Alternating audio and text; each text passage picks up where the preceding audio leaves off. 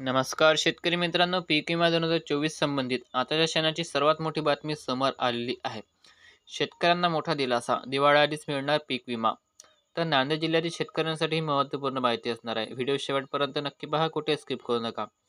तर खरीप हंगाम 2024 मध्ये नांदेड जिल्ह्यातील जवळपास 3 लाख शेतकऱ्यांचे अतिवृष्टी व सततच्या पावसामुळे प्रचंड प्रमाणात नुकसान झाले आहे. त्यामुळे शेतकऱ्यांना सरसकट हेक्टरी 30,000 रुपये खात्यात जमा करावे असे नांदेड जिल्ह्यातील शेतकऱ्यांनी मागणी केली आहे. 25% अग्रिम पीक विमा हा मंजूर झाला असला तरी अद्यापही शेतकऱ्यांना 1 रुपया सुद्धा मिळाला नाही, असे शेतकरी सांगत आहेत.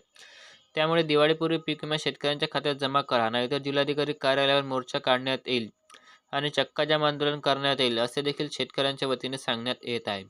खरीप हंगाम 2024 मध्ये जिल्ह्यातील सोयाबीन कापूस उत्पादक शेतकऱ्यांचे प्रचंड प्रमाणात नुकसान झाले. त्यामुळे शेतकऱ्यांना तात्काळ पीक विमा व नुकसान भरपाई द्यावी अशी मागणी शेतकऱ्यांच्या वतीने करण्यात येत आहे. निवडणुकीच्या पार्श्वभूमीवर सरकार शेतकऱ्यांवर लक्ष देईल का, असा प्रश्न शेतकऱ्यांना पडलेला आहे.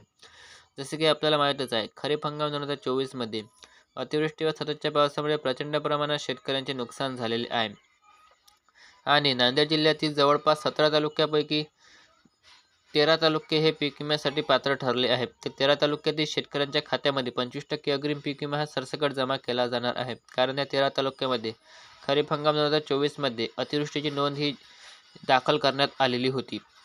चला तर मग जाणून घेऊया ते 13 तालुके कोणते असणार आहेत. तर त्यातील पहिला तालुका आहे अर्धापूर, उमरी, किनवट, कंधार, देगलूर, धर्माबाद, नायगाव, नांदेड, तसेच बिलोली, भोकर, माहूर, मुखेड या तालुक्यातील शेतकऱ्यांना 25% अग्रिम पीक विमा सरसकट जमा केला जाणार आहे. म्हणजे ज्या शेतकऱ्यांनी 1 रुपयातील पीक विमा काढला होता, अशा शेतकऱ्यांना याचा सरसकट लाभ दिला जाणार आहे.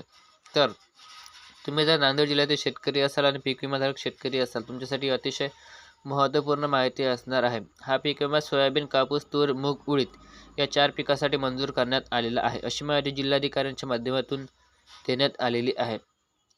तुम्हाला काही प्रश्न विचारायचे असतील तुम्ही आम्हाला कमेंटमध्ये विचारू शकता. असेच पीक विमा नुकसान भरपाई संदर्भात व्हिडिओ जाणून घेण्यासाठी चॅनलला सबस्क्राईब करायला विसरू नका. चला भेटूया पुढच्या व्हिडिओत. धन्यवाद.